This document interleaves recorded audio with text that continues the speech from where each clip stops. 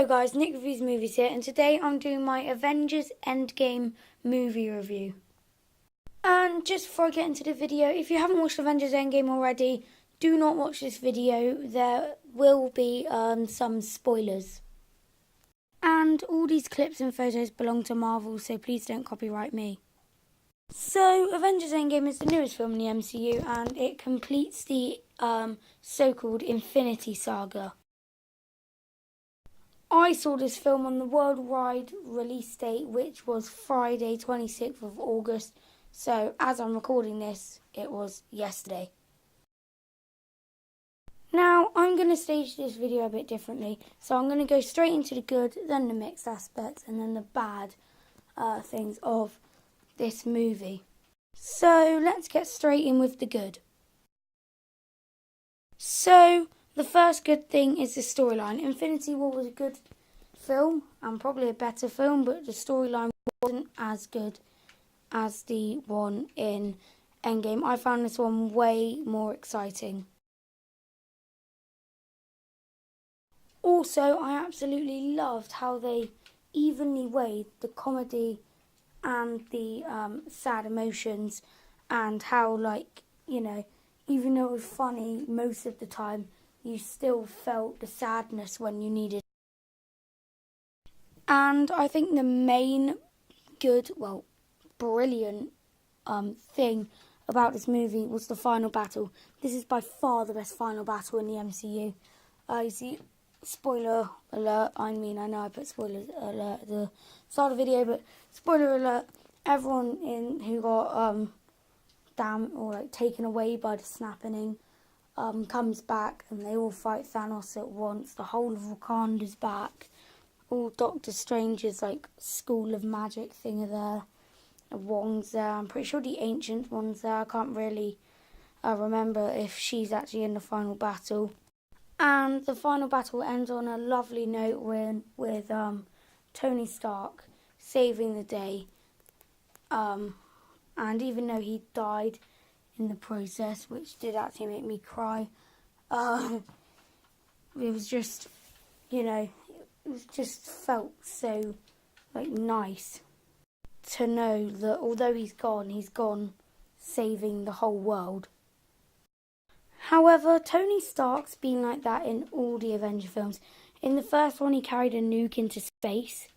In Age of Ultron, he hovered beneath a falling planet, which could have wiped out most of the world if it hit the floor.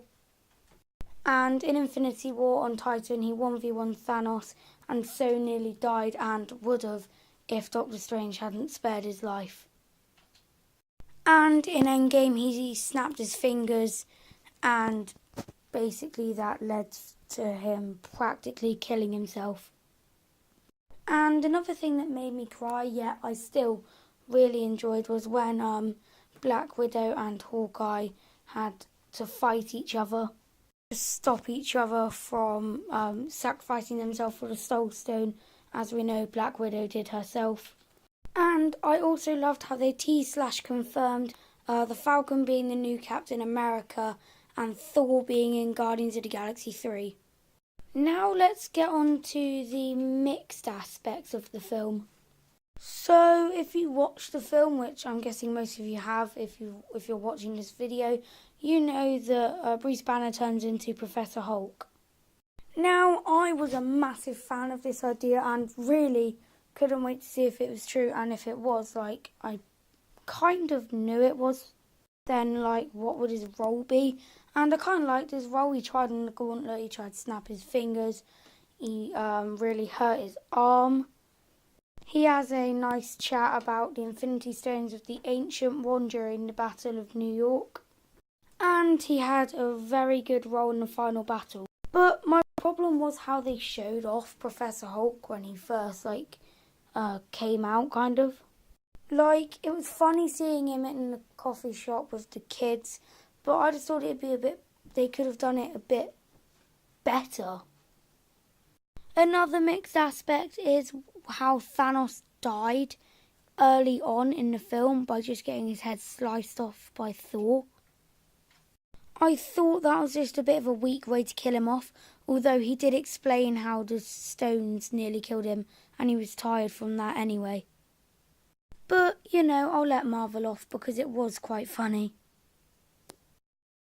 And my other mixed aspect problem was with Thor. He was, shown to be washed up early on and, emotionally bruised after the events of Infinity War. But I thought him being fat was just like a 5-minute joke. And I was a tiny bit annoyed. Yeah, it was still quite funny to see a fat Thor fighting Thanos in the final battle.